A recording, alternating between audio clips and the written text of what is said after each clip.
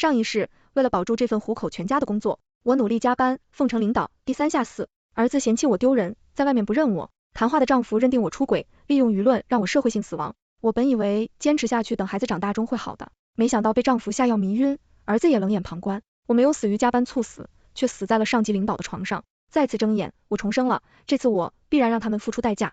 老婆，这段时间你辛苦了，来，多吃点菜。丈夫林芳把水杯放在我旁边。我和林芳是青梅竹马，一毕业就领证结婚，第2年就生下了儿子，相敬如宾的是7年，家庭也算是温馨和睦。林芳本来是煤矿厂的包工头，我也在上市公司有着稳定收入。2年前的一次意外，林芳所处的煤矿突然倒塌，他不过危险救人，人事就上来了，可是他的一条腿却瘫痪在无知觉了。自从那时起，他便脾气暴躁，动不动就摔东西发脾气。今天的他不似往常，格外体贴入微，甚至把饭都做好了。我以为他想开了，准备好好过日子了，甚至喜悦，加了一个鸡腿给他，老公你也吃。看他们吃好，我打算站起来收拾碗筷，没想到一只耳鸣脑袋眩晕。最后的场景是丈夫埋脸冷漠睥睨着我，见女人，今天就合理你的意。再次睁眼，我被人附着手脚绑在床上，觊觎我已久的变态上司沈瑞喜晚早出现在浴室门口。我刚要喊叫，就看到丈夫在床尾冷冰冰的看着我。林芳残疾以后，家里的重任都落在我的身上，马上到中年，上有老下有小，中间还有一个残疾的丈夫，睁开眼就是一大家子的衣食住行，房贷、车贷、学费、医疗费，这时候面临失业，无疑是走到了万丈悬崖。见到变态上司，我只能委曲求全，为了业绩，我不要命地喝酒，每天加班。林芳好几次看到同一小区的沈瑞送我回家，知道他会错了意，我哀求地看着林芳，老公，你在干什么？我跟沈志珍真的没什么，你相信我。林芳仿佛毒舌吐信，看你那件样子，整体穿的花枝招展，勾三搭四，早晚都得出轨，这个贱女人就交给你了，小心点别晚死了。答应我的事你别忘了。沈瑞和林芳达成协议，放心吧，你那情人的儿子已经对我安排出国了，连他上次上来就摸上我的腿，我拼命摇头，挣扎叫喊。林芳满脸冷漠地关上门，没有回头看我一眼。我绝望地大喊救命，在沈瑞过来的时候，我逮到机会，狠狠咬住他的耳朵，霎时间血流如注。沈瑞恼羞成怒，能掐住我的脖子，把我的头撞上旁边的桌角。给你脸你不要，让你装，让你装。一时间疼痛和血腥味袭来，不知过了多久，我再也没有了意识。我猛地尖叫着从工位上惊醒，把旁边的同事小邱吓了一跳。看我买点茫然地看着他，小邱关切询问，怎么了？做噩梦了？还是一圈？周围的布置一切入组，明明上一秒沈瑞还在折磨我，把我的脑袋撞在桌子上。许是不甘，许是老天爷看我可怜，我重生了。上一世的今天，由于我加班太晚，午休时间一到，我连饭都没吃，就趴在桌子上睡着了。回到家，高3的儿子正在打游戏。上一世我为了让儿子考虑好大学，整个日督促他好好学习，可是他的心始终在他父亲那里。林芳因为救人而失去一条腿后，而自觉得自己的父亲是一个英雄，却从来没有看到过我的苦难。那是我被林芳下药晕倒之前，看到儿子门开着，他明明看到了一切。儿子虽然才16岁，但身高1.8米多，只要他想救我，不可能打不过他父亲。只有一个原因，儿子也知道他父亲把我卖给沈瑞，而他也是同意的。看到我回来，而在眼里一闪而过的厌恶，把游戏手柄一扔，我马上就去学习。林芳听到动静，手持拐杖兴冲冲的从屋子里出来，天天学习都要傻掉了，偶尔玩玩一局游戏有什么？儿子眼睛一亮，崇拜地看着他爸爸，但自知扭不过我，垂下头失落的往屋里走。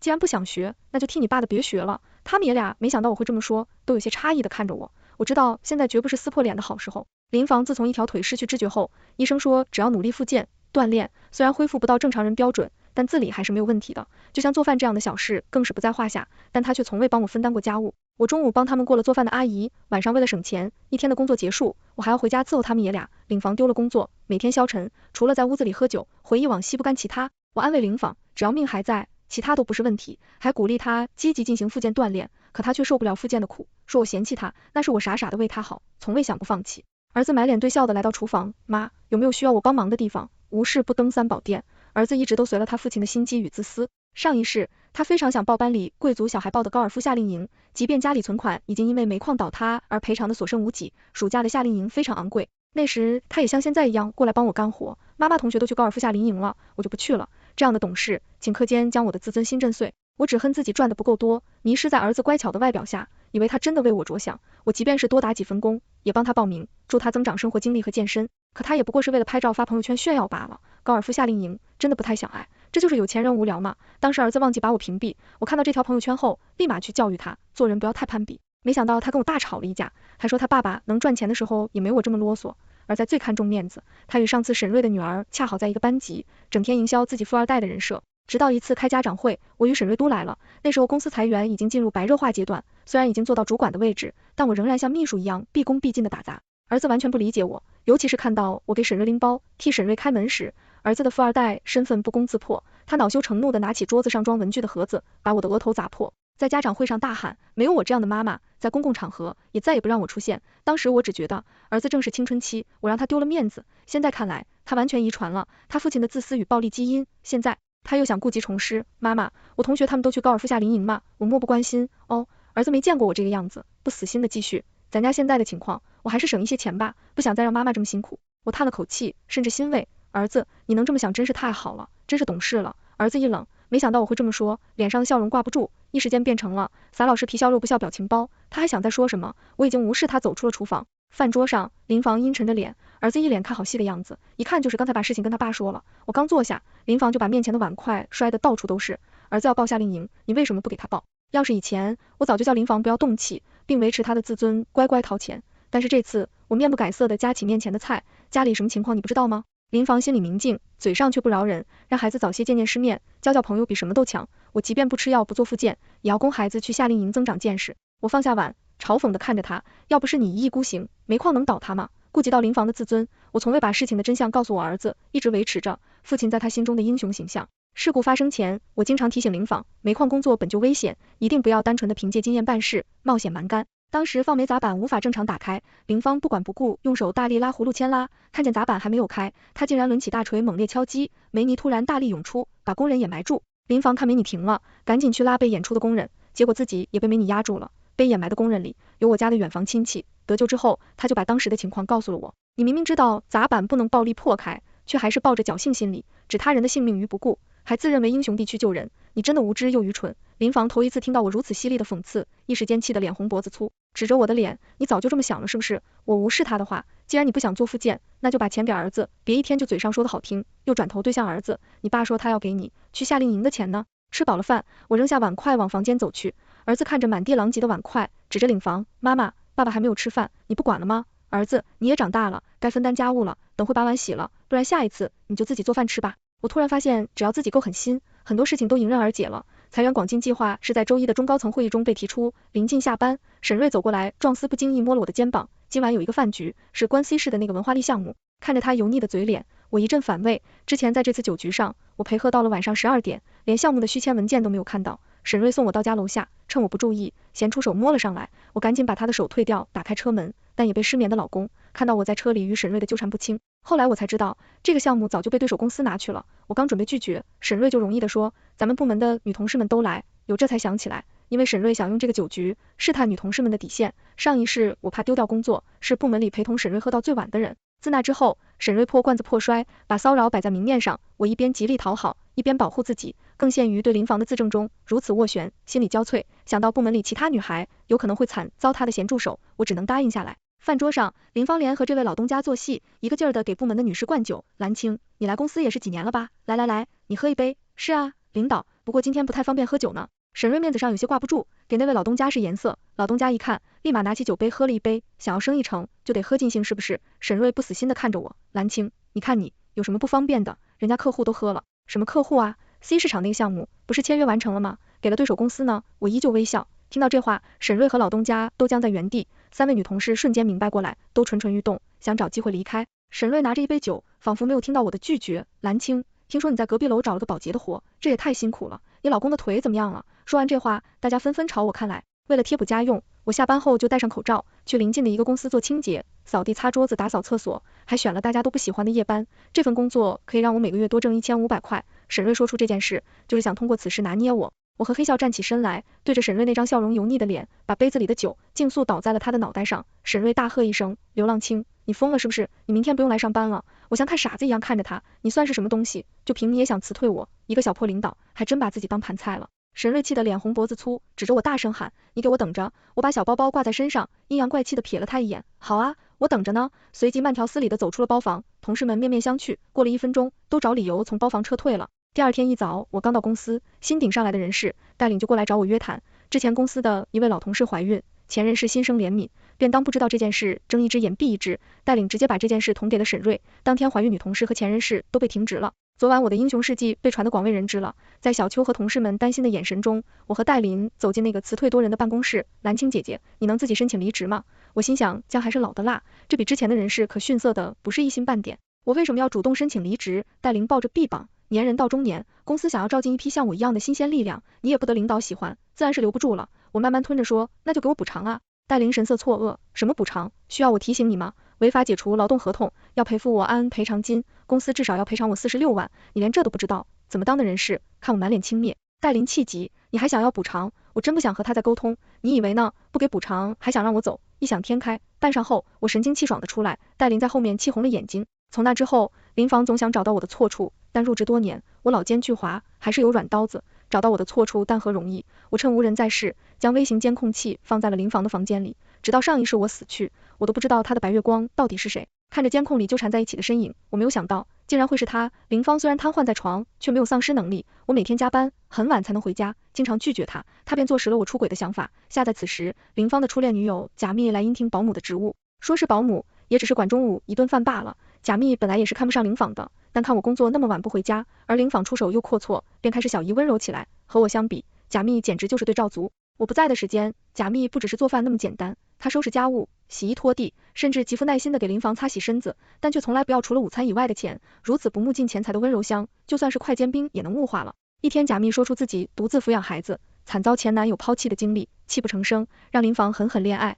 二人就在你来我往中就情复燃了。看到监控上的内容，我恶心的有点吃不下饭。一天，贾蜜趁着林房睡着，偷偷翻找抽屉。林房破产以后，家里的钱都赔给了别人，只剩下这栋我婚前全款买下的房子。贾蜜看到房产正常名字，只写了我一人，思考片刻，默默地把证件就放回到了抽屉里。两个人相伴了1年多，在儿子面前，贾蜜还是以保姆自称，但在我们都不在的地方，两人早已和夫妻无异了。上一世在临死之前，我听到沈瑞和林房达成协议，要把贾蜜的儿子安排出国外，不知是不是女人的第六感，我总觉得他这儿子一定是犯了什么事，不然林房也不会如此着急，以身犯险。现在在林房的慢慢挑唆下，儿子越来越坚信我就是一个抛夫妻子，对家庭不管不顾的女人，加之贾蜜阿姨的对比和儿子本身的劣根性，他越来越想我和林房离婚。既然这样，那我不如将计就计，引蛇出洞。周一我早早就下了班，由于公司形势的严峻，小秋难得看到我准时下班，惊愕地摸着下巴。回到家里，我退一样装忘记带钥匙，在门口敲门。过了好一会儿，贾蜜才慌慌张张地过来开门。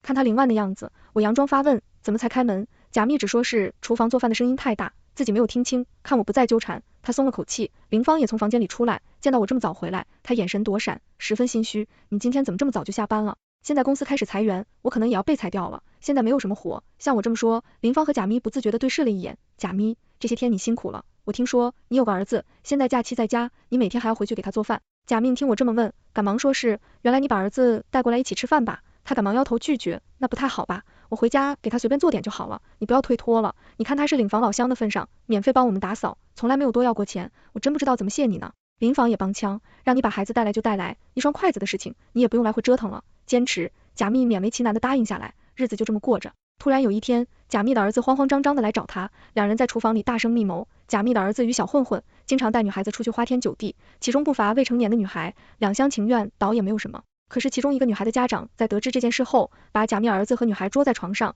带去医院留存证据后，准备报警要把贾蜜儿子抓起来。那女孩害怕父母，不敢说是自愿，女孩父母要贾蜜给一大笔钱，不然就把她儿子送进大牢里。上一时，贾蜜拿不出这笔钱，临房了之后，把我卖给沈瑞，换取了贾蜜儿子出国的机会。而这次我早有防备，根本没有与沈瑞过多接触，这两个人又会有什么花招呢？贾蜜安抚着他儿子，没事，妈妈不会让你坐牢的，放心吧，儿子。每隔几天，贾蜜和林房都会做耐时。当天下午，贾蜜上了林房的床，我想他也是等不及了，估计时间他们也要结束。果然再次打开监控时，贾蜜靠在满脸艳足的林房肩头，正在哭诉。阿北，他是我唯一的儿子，这可怎么办啊？林房听后满是心疼，但是他自己手里也没有钱。林房，秘密，没事的，我来想办法。房子，咱们把刘兰青的房子卖了，手里就有钱了。贾蜜，可是他不会给我们的。林房摸了摸贾蜜的肩膀，满脸阴狠，他马上就要失业了，失业的女人想要儿子的抚养权，可就难了，更何况还是一个聪明招著的女人。林房直接把他和贾蜜的事情挑明，威胁我说，要是不把房子给他，不但让我身败名裂，以后更别想再见到儿子，能甩掉白眼狼儿子。我高兴还来不及呢，但我佯装伤心欲绝，狠狠拒绝了他们的要求。林芳像上一世一样，以救人英雄的形象开启了直播，不经意间透露出我嫌贫爱富，更造谣说我虐待他和孩子，引得不少网友过来骂我。上一世他靠这一手吸引了不少粉丝，大家虽然骂我，但是给林芳打赏。看到林房心情好转，我身败名裂，也只能咽下这口气。儿子得知此事后，大闹立场，说离婚也要跟他父亲。林房看着儿子，卑鄙地说，你要是把房子给我，我还能把儿子的抚养权给你，不然你就等得一无所有吧。我红利眼间哀求我儿子，让他跟我走，但儿子执意要跟着林房，我在心里暗暗发笑，表面上却还是伤心欲绝不肯离婚。现在我拖得起，贾密可拖不起，最终的我们离婚，但林房不让儿子见我，除非我拿出一半的房款来。这不是正合我意码，拿到离婚证后，我怕他们上门来纠缠，立马把房子卖了，拿着钱躲到新租的小区里，并把林房出轨贾密，两人合作家产，还有林房救人的真相都发到了网上，一时间舆论反转，而自心里林房的英雄形象也坍塌了。林房和贾密利用大众的同情心赚钱，就要承受舆论的反噬，一时间两人变成人人喊打的过街老鼠，我也能专心对付沈瑞了。臭女人，臭女人，让你勾引我老公。临下班时，公司门口一阵躁动，我们到时，沈瑞老婆抓住戴琳疯狂殴打，头发被揪掉了一把，连夜被扇得通红，而林房正努力在旁边给保安打电话。上一世沈瑞老婆来公司抓你的场面还是来了，我旁边的小秋显然没有看过这样的场面，嘴巴张成了大大的欧字。而上一世，沈瑞老婆手里拿着的居然是小秋和沈瑞的开放记录，小秋当时已经和大学开始就交往的男友确定关系，见了家长，马上就要结婚了，怎么可能和沈瑞发生关系？当时我趁别人不注意，近距离查证了那张开房记录，发现上面确实是小秋的身份证信息，但是其中一天我记忆深刻，那时我俩明明都在公司加班，这时我回来就让小秋补办丢失的身份证，我们这里的酒店系统只能通过设备读取身份证上的芯片信息上传，不能手动输入，小秋在补办身份证后，原来的证件就失效了。沈瑞和戴琳当然不会去无需身份验证的三流小旅馆开放，无奈之下，他只能用自己的证件，没想到被沈瑞老婆抓了正正。沈瑞老婆把开房记录打印了几张，密密麻麻的记录里，一个不起眼的名字夹杂在里面，我趁人不注意，把几张传单收起，拿给小秋看，小秋，你的名字怎么在里面？小秋也很惊讶，但是马上就恍然大悟的怔愣在原地，我相信以他的聪明，已经明白身份证落入何人之手了，上一是沈瑞的老婆，压根不想跟他离婚，更不想沈瑞因为出轨而丢掉工作，他的主要目的不过是来打击和沈瑞开房的那个女人，让沈瑞回家庭罢了，因此他特意挑了一个领导全部去总公司汇报的日子过来，就是想让带领社会性死亡，而沈瑞还能毫发无伤。当时沈瑞利用手里职权，把他出轨的消息压了下去，底下人迫于他的淫威都不敢说话，沈瑞没有得到丝毫处罚，事情就那么过去了。这一次我偏不让他们如愿，我是先把这件事情捧给了当地最无良的八卦媒体，这家媒体超喜欢打探小道消息，上市公司高管老婆过来打第三者这种新闻，他们简直不要太爱。当沈瑞的老婆和戴琳在门口撕起来的时候，沈瑞也加入了战斗，直斥自己老婆野蛮。沈瑞老婆看自家老公帮着戴琳，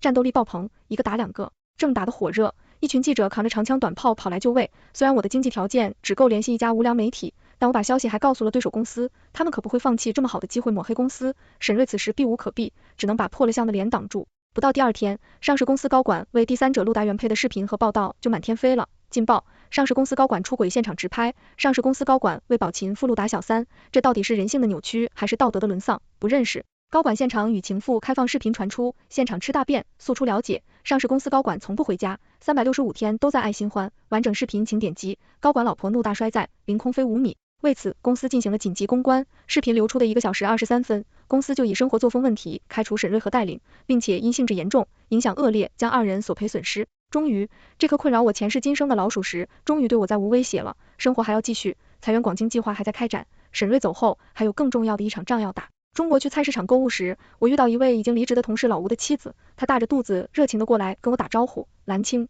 最近你们公司好像不太忙的样子。我干大了笑笑，她继续道，你知道老吴他平时都忙到很晚才下班的，最近回家都很准时，这样也挺好的。我有老吴同事实际在，家人都很相熟。老吴没把被辞退的事告诉他妻子。中午我来到楼下的咖啡厅，看到老吴脸上没有任何情感波澜，孤独的坐在角落里，一杯最便宜的咖啡摆在面前，手里就没闲着，不停敲电脑键盘或者打电话，眼神中遮掩不住的焦虑。仔细观察以后，我知道他是在找工作，这个中年事业老伙伴还在努力扭转局面，我一阵心酸。老吴是87年出生的硕士，含金量十足，电脑天才，创业英雄，走到哪都是行业里的翘楚。现在他没工作了，为了不让刚生完孩子的妻子担心，还得偷偷摸摸假装出来上班。可是凭什么？我们并没有做错任何事。我走进去，拍了拍老吴，看到是我，他眼里本能躲闪。我联合了之前的人事，老吴和其他被辞退的员工，组成了受害者联盟，把公司告上法庭。事情朝着不可控的方向发展，从领导开始逼迫离职的时候起，我收集证据，还让大家都保存信息截图、沟通录音和工作记录等，录音证据、视频证据等七七在手。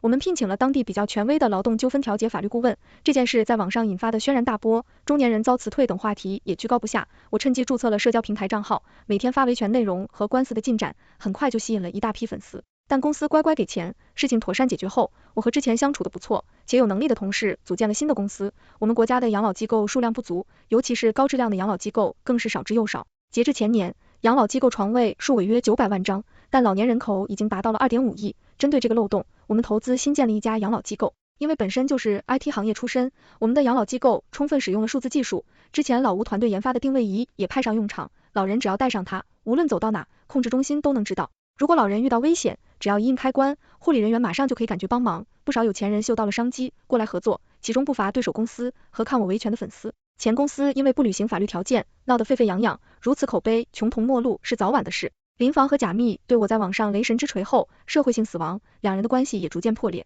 贾密把林房剩下的所有钱哄骗到手后，就露出了本来面目，对林房非打即骂，天天言语羞辱，最后干脆领着自己儿子跑回老家了。明芳悔不当初，到处找人想跟我复合，他想把儿子的抚养权交回到我手上。离婚后，我每个月固定给儿子一笔抚养费，两人最后只能住在贫民区，靠着我的抚养费过活。直到他18岁，我断了他的经济来源，林房和儿子到处找我。我们的养老机构的第二站直接开到 B10，我当了 B10分公司的负责人。林房和儿子跑到我现在的公司闹，还在停车场堵我。不少同事都知道内情，只叫保安守好，不让他们进去，他们只能灰溜溜的走了。后来听说林房带着儿子回到家找贾密去了，4个人挤在一个50平米不到的小房子里，整天吵架，生活鸡飞狗跳。在听到沈瑞的消息，我是在社会新闻上，即便沈瑞被开除，他仍有不小财富积累。沈瑞的老婆每天不是在打小三，就是在打小三的路上。终于有一天，他下手过门，把沈瑞也拿了一刀，直接让他下半身瘫痪了。我变成商人，招聘了许多处在中年危机的员工，比起年轻人，他们有工作经验，